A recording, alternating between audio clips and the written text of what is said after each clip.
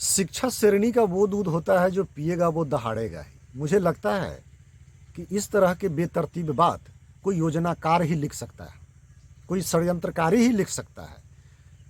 इसे कोई महापुरुष बोल नहीं सकता, क्योंकि बड़ा ही बेतरतीब बात है। मूल रूप से बंधु, शिक्षा का मतलब लिखना और पढ़ना, इतना जान जाना ही शिक्षा मतलब शिक्षित होना है। अक्षर को पहचान लेना, लिख लेना ही शिक्षित होना है। बाकी विवेकशील होना, संकल्प शक्ति वाला होना, ज्ञानी होना, ये सब शिक्षा से बिल्कुल इतर का विषय है मेरे बंधु। विवेक, ये सब जो भी चीज़ है ना, शिष्टाचार, ये सब जो भी चीज़ है, ये एक अच्छे माहौल में, एक अच्छे परिवेश में मिलते हैं। जान जाइए, दशरथ माझी के पास कौन सी डिग्री थी? समाज कल्याण में उन्होंने इतना बड़ा काम कर दिया। तिलका माझी भी ज़्यादा पढ़े लिखे नहीं थे, बिरसा मुंडा भी ज़्यादा पढ़े लिखे नहीं थे। बहुत से लोग हैं, टंटाया भील,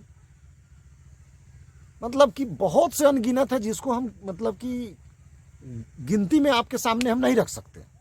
बहुत बड़ी लंबी लिस्ट है बंधु, बहुत बड़ी लंबी लिस्ट है। क्या आपने कभी देखा है किसी अनपढ़ को देश के साथ घात करते हुए? किसी गवार को, किसी अनपढ़ को दुनिया में सबसे बड़ा जघन्य काम करते हुए? बहुत भोले होते हैं ऐसे लोग, और ऐसे भोले लोग साफ सुथरे वाले माहौल में पलते और बढ़ते हैं। वो किसी का बुरा अहित ये सब नहीं कर सकते हैं। ये सारे के सारे शिक्षित लोग ही करते हैं। नुक्ताचीनी वो तभी करने लगते हैं जब कुछ लिखना और पढ़ना जान जाते हैं। जैसे ही वो लिखना पढ़ना जानते हैं, सभी के संपर्क में आते हैं। कभी उनकी किताब, कभी उनकी किताब, कभी वामपंथियों की, कभी संतों की, कभी गीतकारों की, कभी संगीतकारों की, तरह तरह के उपन्यासकारों को वो लोग पढ़ते हैं। मेरे बंधु, माफ़ कीजिएगा, हाँ, लश्कर तोयबा का जो संस्थापक था, जो सरगना सबसे मुख्य, ओसामा बिन लादेन, जानते हैं? बहुत शिक्षित था, इंजीनियर था वो। दाऊद इब्राहिम, सब शिक्षित है। बुरहान वानी, सब शिक्षित हैं।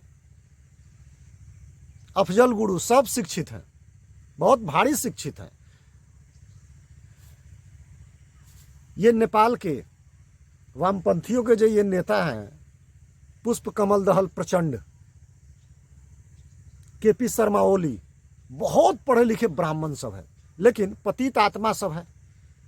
इस भारत में भी आपको ऐसे ऐसे पतित आत्मा मिलेंगे जो हैं ब्राह्मण मूल रूप से, लेकिन पूरे बहुजन को उल्लू बना रहे हैं।